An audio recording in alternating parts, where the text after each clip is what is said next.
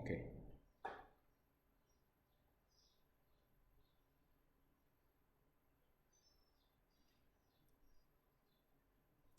All right. Welcome, everyone.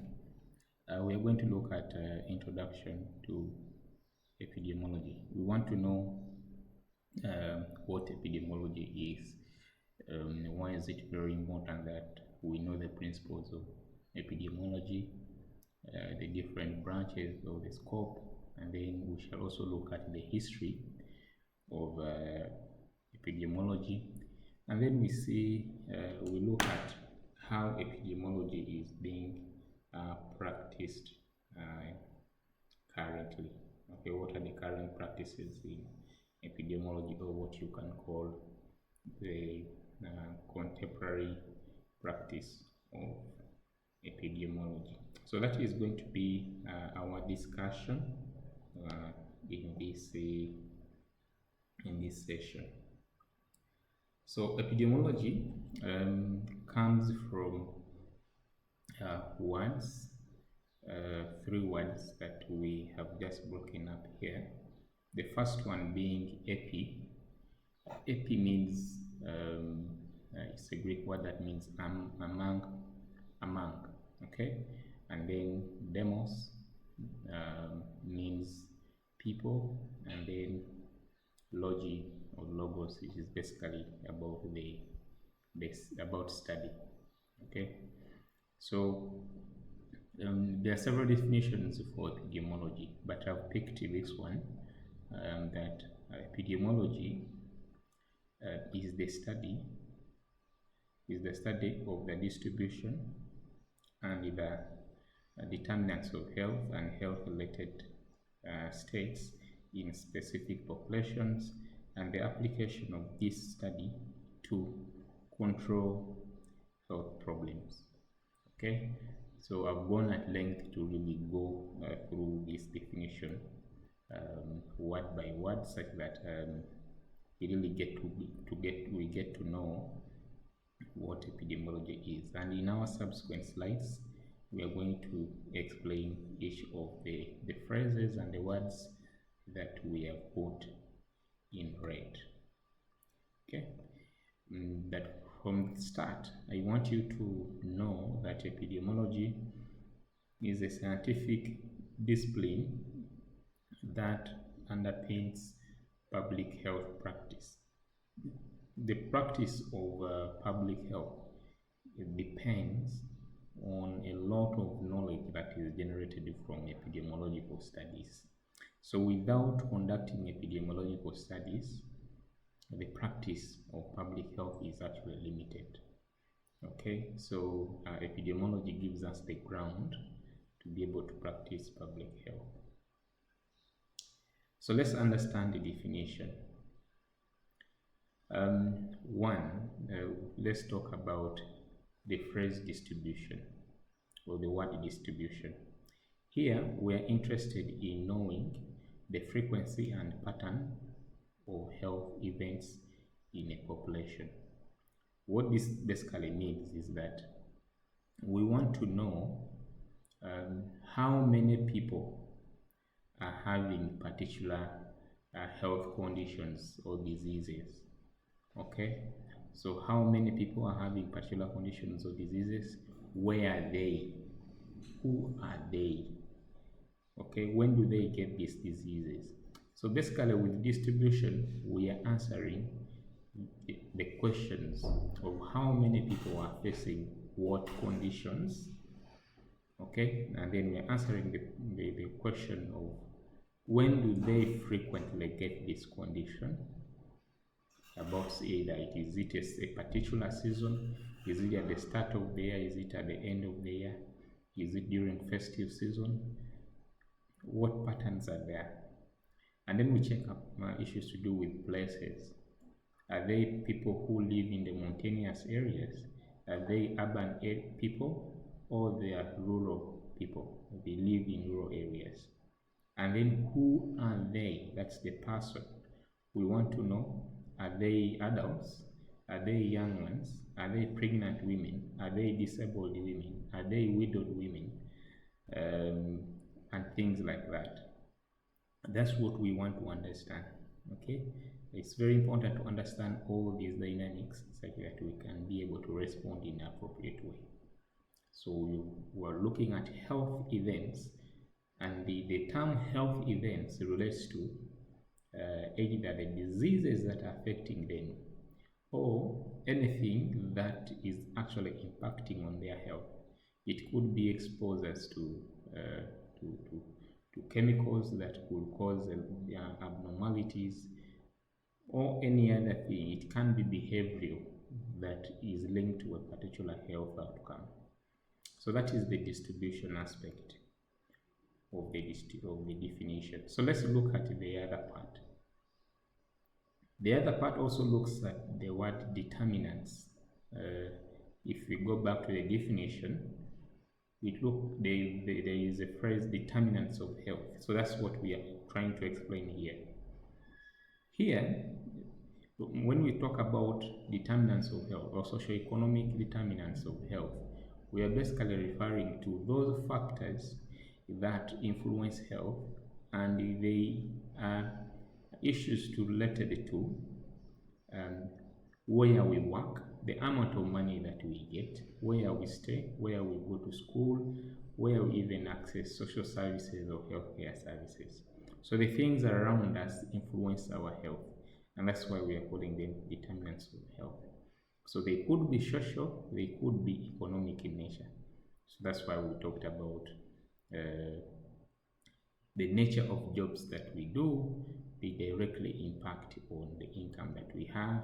The level of education that we have directly determines the nature of jobs that we can get, and therefore also determines how much money we can be able to get at the end of the day. So all these things actually influence the level of health. Okay, so we want to know these factors in a given population, okay, such that we can be able to know that these people are worse off or they are doing well, okay. And then the other part is what we call health-related states or events. So when in epidemiology and public health in general, we usually use that phrase a lot in our literature. Basically, the issue here is that people's health or population health is affected by a number of things. It could be an earthquake, it could be an outbreak of a disease, it could be war, it could be an economic situation that has really disrupted the forces of supply and demand of health services, and therefore directly impacts on the provision of healthcare services. So if we use the phrase health-related states or events, we are basically referring to all those things that are basically related to health. Okay, all those things that are related to health. In this case, you can talk about diseases, the occurrence of diseases, and of course, diseases can be classified into communicable and uncommunicable diseases. And then we also talk about risky behaviors, okay? Smoking, sleeping with multiple partners, drinking alcohol, these are risky behaviors. We still need to know them. We also have instances that, for example, mental disorders, which may not be directly classified under the two categories of diseases. We also have injuries that could be caused by, for example, road traffic accident. We could also have injuries that are either intentional or unintentional, issues to do with suicide, for example. All these are health-related events, okay? So matters that directly impact or that directly impact health, we usually call them generally as health-related events, okay? So that is that. So in public health, especially epidemiology, we use that word to describe all these events. And so this is therefore to tell you that epidemiology is not only concerned with the particular diseases. It is concerned with almost everything that impacts health. And this is where you will actually see how broad epidemiology is and the different divisions or branches of epidemiology. And then usually the interest of epidemiology is to understand what is happening in particular groups. And this is where we talk about the concept of disparities, health disparities. We have people or groups of people that are having poor health outcomes compared to others. Okay, it could be poor communities versus communities that have higher levels of income. So the two communities are not going to be the same in terms of health outcomes. Most likely you'll have higher mortalities in the poor communities compared to the well-off communities. And therefore, if we use a blanket analysis of populations without dividing them into different groups, we may not be able to identify some of the communities or groups that are disadvantaged. So that's where specific populations come in. Okay, are we looking at a particular region?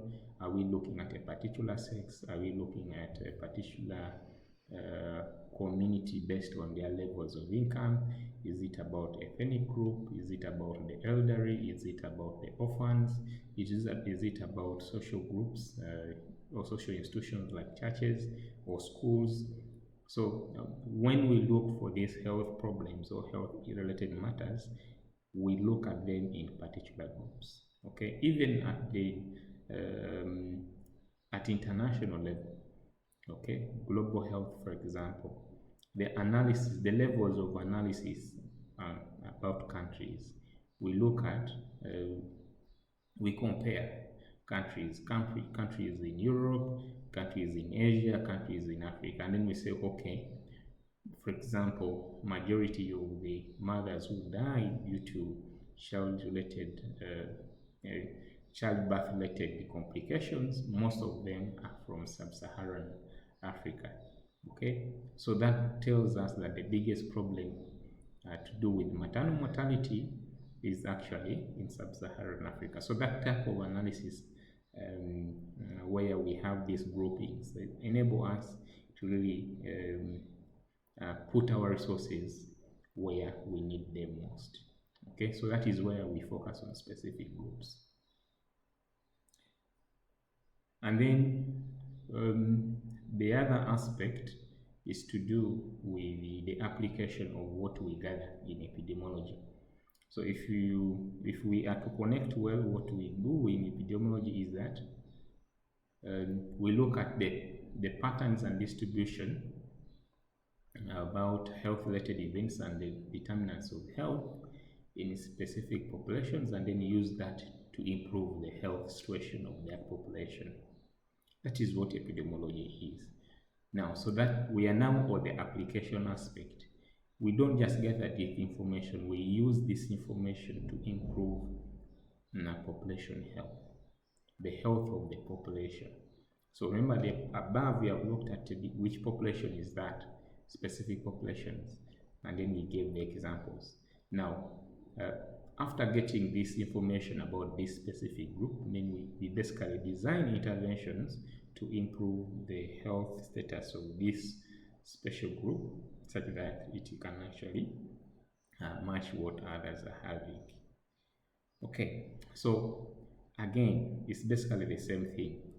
What do epidemiologists do? We can say epidemiologists are like detectives. They investigate disease-related events. Okay, so that investigation yields answers to who is suffering from what, and where are they from. Okay, and then tells us so we have if I'm to write this, It tells us what diseases are affecting the people. Okay, this pen is not very. Tells us what diseases are affecting particular people. Uh, we can call them diseases, we can call them health-related events, we can call them risk factors. What is generally happening in terms of health? Okay, so if we ask that general question, it means that we are not only focused on the disease patterns alone, we are also looking at the the, the people who are dying, that is mortality. We are looking at how many people are having particular diseases, that is morbidity.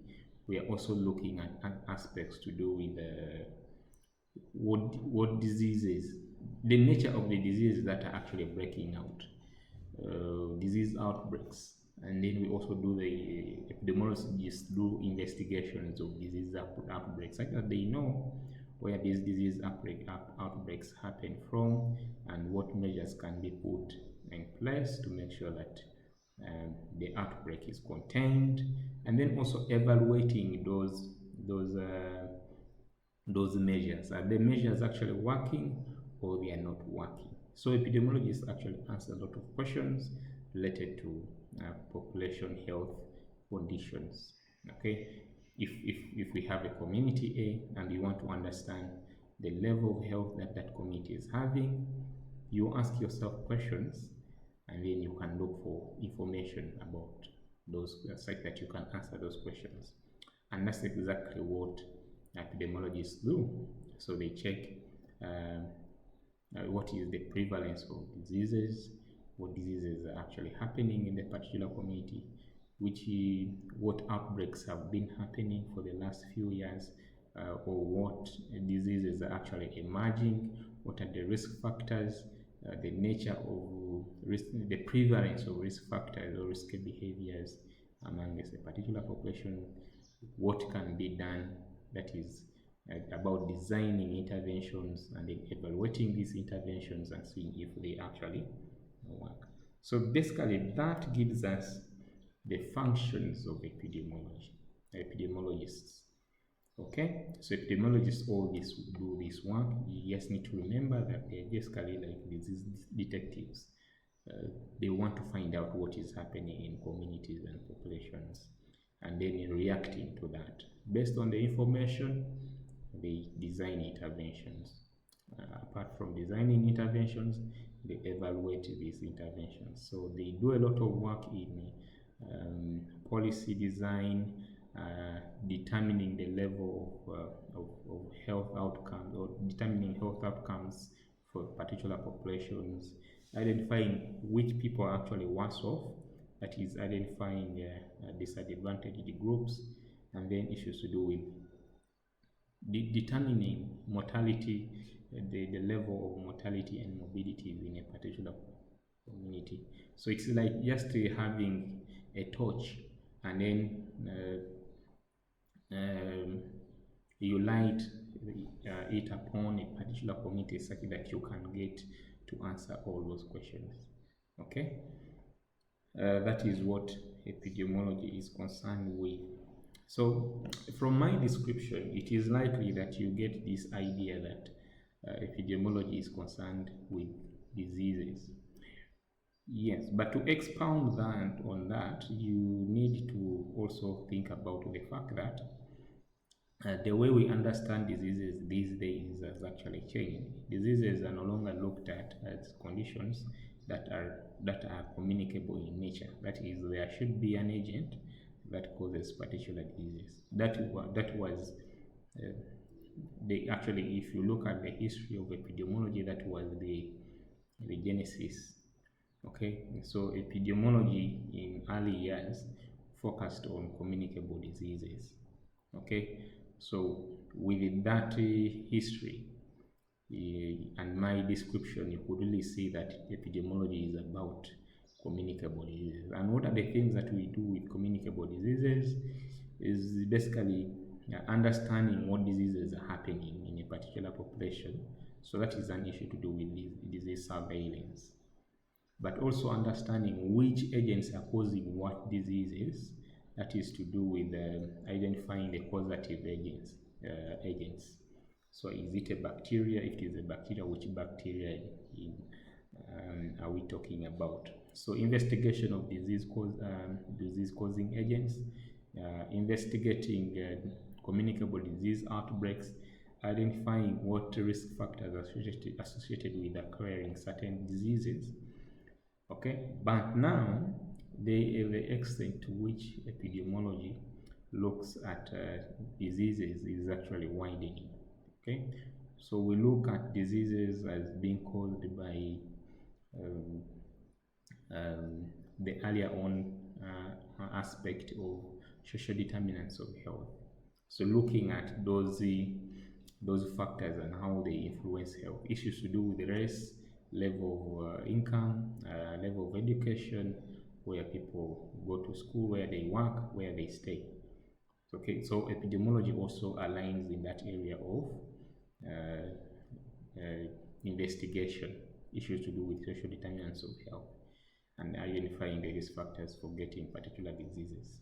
Okay, and how these social determinants of health are linked to the occurrence of particular diseases. That is very key. We have already talked about evaluation of these interventions, setting up policies, and then health disparities. But still going back, our understanding of diseases is not only limited to communicable diseases. It also applies to, let us say, injuries, let us say non-communicable diseases, but also to, in the aspect of non-communicable diseases, some of these diseases are actually linked to, let us say, genetic aspects. Okay, so issues to do with genetic epidemiology as a branch of epidemiology, molecular epidemiology, nutritional epidemiology. All these are the different branches of epidemiology. This is to emphasize that epidemiology can be applied in a number of fields, including occupational epidemiology. Okay, so if we are to look at how broad or epidemiology is, it is extensively broad and it is applied in many areas. So let's look at the two main divisions of epidemiology, which we actually have already looked at, but it's just a matter of emphasis. When we talk about descriptive epidemiology, we are answering questions that are not linked to finding what causes what. With descriptive epidemiology, our focus is on knowing who is suffering from what. Okay, who is suffering from what? So we want to know the categories of people who are suffering from particular diseases. When do they get these diseases? Okay, and then so it is about the who, where, and then when. So this description can be in terms of numbers, but we are not really focusing on the occurring, what leads to the occurrence of this particular condition in a particular population. We are not answering that with descriptive. That can be answered with the analytical epidemiology. So we are saying that so and so is suffering from this, and that is because of A or because of B. So this is basically to say that we are finding linkages between risk factors and the health outcomes or a health event. You can say we are investigating the exposures with the health events. We want to know the person is having a disease X. Where is it coming from? Or the person is exposed to a chemical X. What disease are they likely to have? So that is analytical. So the difference between the two is the other one is basically describing and not answering the question related to the linkage, whereas analytical is actually looking at where is the link. Okay, So we have those two different branches or major divisions of epidemiology: descriptive and analytical epidemiology. So let's look at now the history. Let's look at the history of epidemiology. Okay, here. So the history of epidemiology is actually going to be quite long. Why? Because we have picked a few personalities that contributed to the development of the discipline of epidemiology. So this description is not a linear one, or is not a steady one that this event led to that.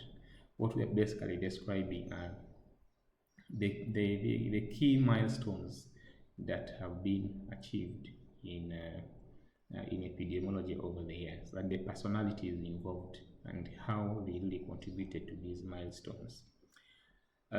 So initially, the understanding of what causes diseases was not really a scientific one. So people used a lot of guesswork to say, okay, diseases are caused because of, let us say, someone inhaling bad air, issues to do with the miasma theory or supernatural forces. This was the understanding, the early understanding about what diseases, how diseases actually happen. So Hippocrates is regarded as the father of Western medicine. He is the one who started challenging this belief that diseases are caused because of supernatural forces. And he brought in the element of the environment playing a key role in the occurrence of diseases. So he talked about airs, waters, and human behavior playing a key role in the occurrence of diseases, and that is still something that we even hold up to now, because we know some diseases are caused because of environmental factors or environmental exposures. So we move to another key person, James Grant, is regarded as the father of demography, and demography is the study of human populations. So he looked at population data and analyzed it and came up with data on mortalities, birth, and then and it presented this data, for example, in tabular forms. These are some of the things that we actually continue to apply even after today. We apply population data in planning, in planning for health services, and other things, allocation of resources. But of course, during his time, these were not things that were actually done. Okay, so he invented this idea of taking data about people who die, birth registration, even marriage registration, basically what we now call as demographic data. Okay, and he used what we call now life tables to be able to estimate life expectancies at different ages. So that was his contribution.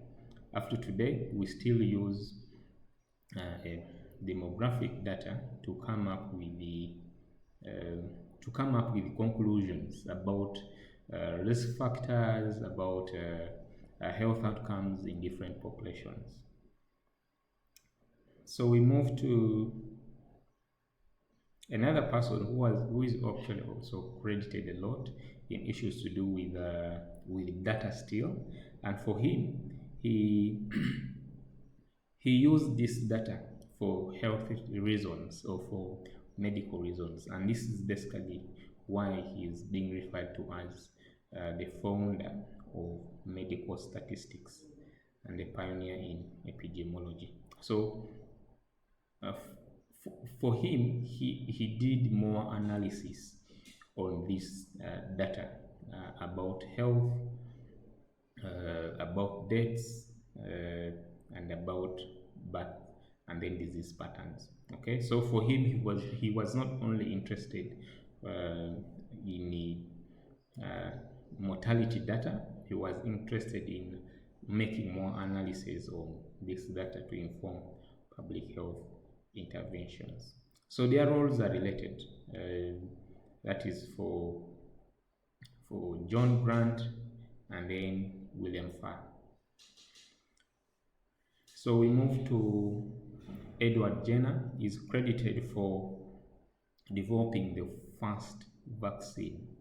Okay, a vaccine, that is the smallpox vaccine.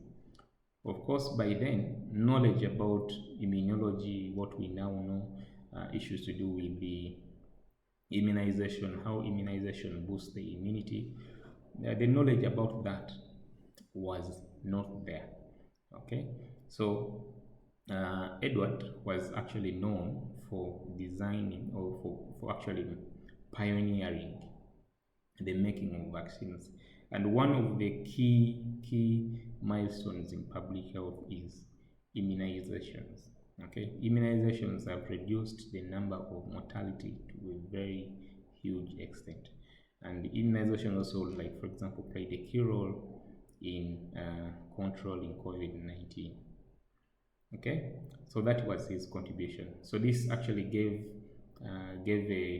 a good understanding of how other vaccines can be made. And as we talk now, we have several vaccines that are given to individuals. So we move to John Snow. John Snow is regarded as the father of modern epidemiology. You cannot talk about the history of epidemiology without mentioning John Snow. He was an English physician. His work mainly rotated around investigation of cholera outbreak in London. Still, we need to go back to the fact that during that time, issues to do with the germ theory, for example, which is about that diseases emerge or diseases are caused by agents, whether bacteria or viruses. That knowledge was not there. The existence of a microscope was not. There was no microscope to really look at these microbes and say that, okay, when a person has this disease, we are able to deduce that when we looked at this specimen, the specimen had these microbes. This was not there. Okay, so when John Snow investigated the cholera epidemic in England, in London in particular, he was able to point to the fact that particular water pumps were actually associated with the mortalities that were happening because of cholera. Okay, so he did this by looking at the data on the people who are dying and then correlating that with the nature of water that they were using for drinking. Okay, so he came up with a map, okay, to show the distribution of the mortalities, where the mortalities were actually happening. And by that time, what is very key is that there were companies that were actually supplying water. Okay, so these companies, he believed that the water, one of the companies was actually supplying water that was contaminated. Okay, so that belief is what we now, of course, know as a hypothesis. A hypothesis is when you make a statement, which we often call an educated guess, that taking water from company A is associated with increase in the chances of dying from cholera. That is, for example, a hypothesis. So that is how he came up with the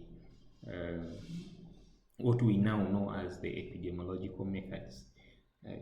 the way in which we carry out epidemiological investigations actually emanate from his work with investigating which company supplied water that was actually contaminated. And of course, this meant that for his work to be taken seriously and have application that is of importance in public health, he needed to convince the authorities that this is what is happening. Okay, of course, he had also opponents, people who were not really believing in what he was saying. Okay, so he had to play that role of convincing the authorities. The same thing that we have in public health. We need to talk to policymakers about things that we have found out, such that things can be changed, policies can be changed, or interventions can be put in place. For example, testing the water, ensuring that there is a quality assurance team to always test this water before it is given to the population. Okay, and of course that often, if you're going to tell companies to always to have their water tested first before they transfer this water for domestic use, that means there is an economic cost associated with that. So you need to convince the owners of this company to really understand that there is this need that needs to be addressed. Okay, so that is also what John Snow did. So eventually, with his methods, what we can term as epidemiological methods of having a hypothesis in place and then going and collecting this data and coming up with a map to basically prove his hypothesis, and eventually convincing the authorities that this is the point, this is the evidence for this is not what we need to do. And in one of the issues was that in the pump, which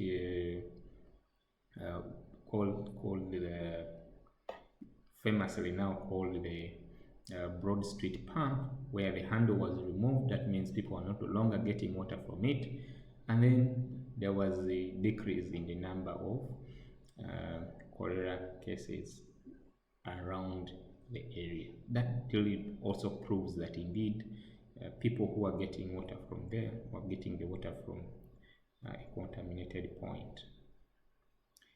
Okay, so that is John Snow, who clearly illustrates how epidemiological processes or investigations can be done.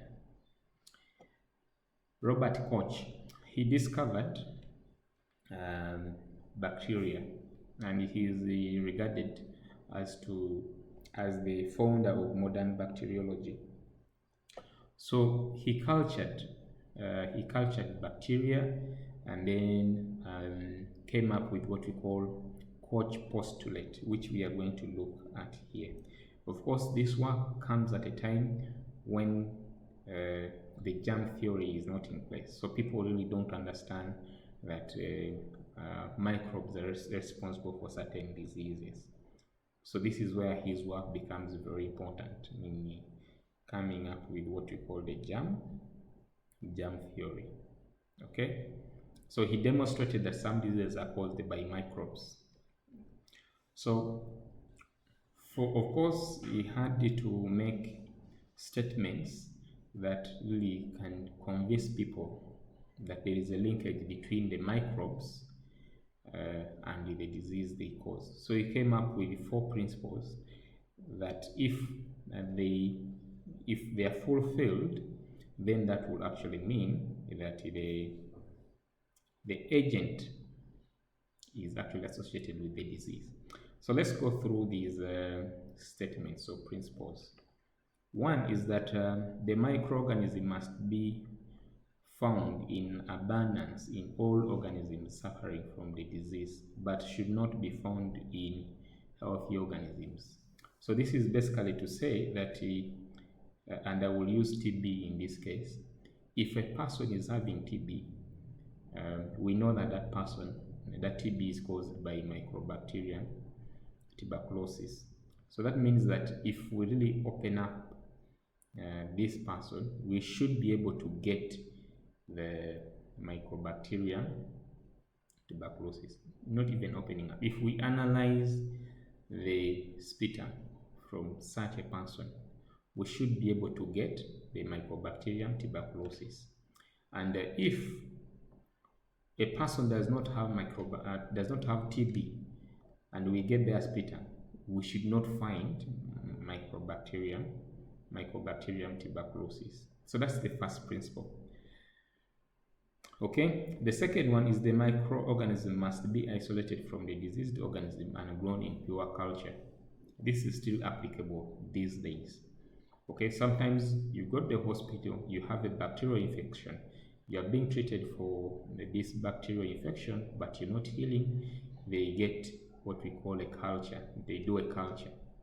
Okay, the culture is to make sure that the bacteria that is affecting you grows, and when it grows, we can be able to identify and say that this is the bacteria affecting you, and then the appropriate antibiotic is actually given to you. So that is basically principle number 2, that the microorganism should be obtained from the person or from the organism having the disease. The third one is that the cultured microorganism should cause a disease when introduced in a healthy individual. This is straightforward.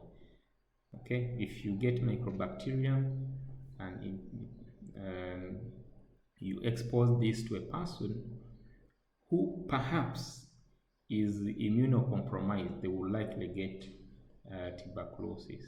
But if, for example, you give it to a person who is immunocompetent, they may not get the tuberculosis. But the point is that if you get that microorganism, put it in expose a healthy individual to this microorganism, the person should be able to get it. Okay, but of course, now with the current knowledge of microbiology, we know that the extent to which the person can get it also depends on several factors, and one of them is what I've talked about, the immunocompetence.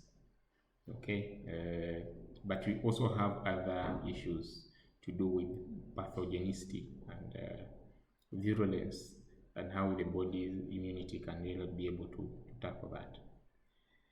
And then the fourth one is that the microorganism must be re-isolated from the inoculated diseased experimental host and identified as being identical to the original specific causative agent. This is more or less like a confirmatory test. Okay, saying that, okay, this is the organism we got from you, we cultured it, okay, and then still we can inoculate it again and still find out that it is the same causative agent and nothing else. It's basically like saying that it may be in the first case when we got the organism, maybe there was another one. Okay, so if there was another one, we really need to prove that it is actually the same organism that we are talking about. There is another organism that comes into play there. So that is Robert Koch with the germ theory. So we move to Alexander Fleming. He was a Scottish physician and a microbiologist. He was doing his culture on Staphylococcus bacteria and then saw something remarkable, and that is a mold that produced a substance that was killing bacteria. And he noted that this substance is actually called penicillin. So a substance that kills bacteria, obviously, these days we call it antibacterial or antibiotic. Okay, so still by then, remember we are talking about time when the germ theory is now being recognized, and now recognizing that, okay, microbes are responsible for causing diseases. And now here comes a person who now recognizes that, you see, um, yes, these agents are causing diseases, but they are agents that can kill these organisms or these microorganisms that cause these diseases. And then that is how penicillin was discovered. And after today, we still use for penicillin for treatment of pneumonia, meningitis, syphilis, and others. So this was a major breakthrough. Just imagine today we still use antibiotics. And unfortunately, one of the emerging problems is the increase in antibacterial resistance that we have. That is what we are experiencing now. But of course, antibiotics played an important role in increasing life expectancy and decreasing issues to do with mortality. Okay. So we move to the next person, James Lind, a Scottish physician who is now regarded as to be the first person who conducted what we call now a clinical trial. So what was he doing? How did he discover? How did he conduct the clinical trial? And how did he conduct it? So first of all, when we talk about James, we are linking him to his role in controlling or preventing scurvy. Scurvy is a disease that is manifested in situations where there is vitamin C deficiency. Okay, so he was a captain on a ship. Okay, and most of the men on the ship were actually having scurvy because their diet lacked what we now know as vitamin C. Okay, and then they suffered from fatigue, weakness, bleeding gums, and eventually death. So he carefully observed this situation and carried out an experiment, okay, which we now regard as the first clinical trial. A clinical trial is where you divide participants in a research study into two groups. The one we call the experimental group, and then the other group we call the control group, and then give them different treatments. Okay, so for him, he divided the sailors into two categories and then gave them different treatments, which are not necessarily treatments as such, but we often use the word treatments. Gave them different diets. Okay, one category received the citrus fruits, vinegar, and salty water, and then he observed them for a period of time. The other group, of course, did not have the same diet as this one, but this group that he gave citrus fruits, vinegar, and salty water recovered. And then, is it done? Okay, I think I have like 4 slides left. I think I'll be done. One bar? Okay. So he discovered that having given them this diet, they actually improved. Okay, so this was good evidence to tell us that, okay, scurvy was linked to their diet, which lacked fruits that contain vitamin C. And then the last person, or the second last person that we shall look at, is Sir Percival Pott.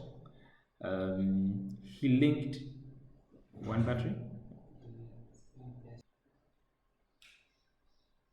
The other person we are going to look at is Percival Pott. He was a prominent English surgeon in the 18th century. What he observed was that people working in the factory, who were actually sweeping under the chimney, got scrotal cancer. Okay, so he linked an environmental exposure to a particular disease, which was scrotal cancer in this case. So this is actually very important in epidemiology, because in epidemiology we are looking at exposures and then health outcomes that play a role. And in this case, an occupational exposure, or what you can call environmental exposure to a particular health outcome. And then the last person we are looking at is Ignaz Semmelweis. So he was a Hungarian physician and scientist in the 19th century. His observation was actually that he was working in a maternity clinic, and then he observed that a lot of mothers, after giving birth, died, okay, were dying in numbers. So this was, of course, disturbing. If you work in a ward and then a lot of the clients actually die, and these mothers experience, have fevers, and then eventually die. So this is what we now know as peripheral fever, which is caused by microbes that gain their way through the birth canal during the birth process, and then causing sepsis and eventual death. But how are these organisms being introduced to these women who had just given birth? There were two wings of the maternity clinic. One where the doctors actually working, and then one where midwives are actually the ones running it. So the one where doctors were actually the one running it is where the mortalities were very high compared to the one where midwives were running. Of course, by then, his hypothesis was that the doctors who teach junior doctors do these examinations using their hands without washing them, and then introducing these microbes to these women, and then these women getting peripheral fever and then eventually dying. For midwives, they were not doing these things, okay? So for them, they were not actually doing these examinations and introducing these microbes to these women. That was what he believed, and indeed that turned out to be correct. Okay, though people actually accepted that indeed he was correct when he had already died some many years ago. So he recommended that before the doctors touch patients, they should wash hands. Okay, even after or in between the patients, they should wash hands. So he's actually credited for hand washing, and when implemented well, the maternal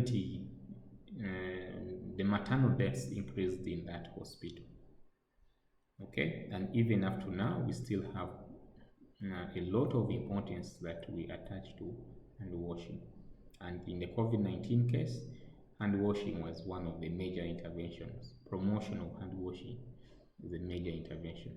Okay, we actually have a hand washing day, a global hand washing day. So hand washing continues to be a very key intervention in preventing the spread of diseases. So let us look at contemporary epidemiology. Currently, what is happening in epidemiology? Epidemiology is a growing field. It is expanding. It's a dynamic field. The use of technology is penetrating every field, including epidemiology, using of machine learning, artificial intelligence, computer systems. A lot is happening in the field of epidemiology in relation to technology. Emphasis on social determinants of health is currently is being advocated for, such that we don't leave people behind. Working together is very important. Epidemiologists work with microbiologists, work with biostatisticians, work with policymakers, work with social workers, and a lot of other things. So collaborative work and research is what is being promoted. And then what we call implementation science. Okay, implementing interventions. Implementation science is about how interventions can be implemented to have the best impact on populations. And then using the One Health approach, which emphasizes that there is an interconnection between the environment, the animals around us, and human health. Animal health, the planet, or the environment, and the human health are interconnected. So if we are to address these issues, we need to use the One Health approach. And then focusing on the global aspects. Remember when we talked about the unit of analysis in global health as being countries. So we don't look at health problems in isolation, but it's also having that global focus is very, very key. So what are the areas where you can work as an epidemiologist? Epidemiology is a key discipline in public health. So when I say that as a public health person or as an epidemiologist, you will be able to work in different settings, whether in private organizations or in government or NGOs. You still have a number of roles that you will do. Okay, there are different titles that you can get depending on where you'll be working. You can be environmental epidemiologist, occupational epidemiologist, infectious disease epidemiologist, chronic disease epidemiologist. You can become a teacher, a lecturer for epidemiology, and things like that. So thank you for listening to this presentation where we have talked about what epidemiology is, how it is actually used, how epidemiological principles are used in investigating health-related events and looking at what populations are being affected and issues to do with the history of epidemiology, where we have looked at a number of key players in the field of epidemiology.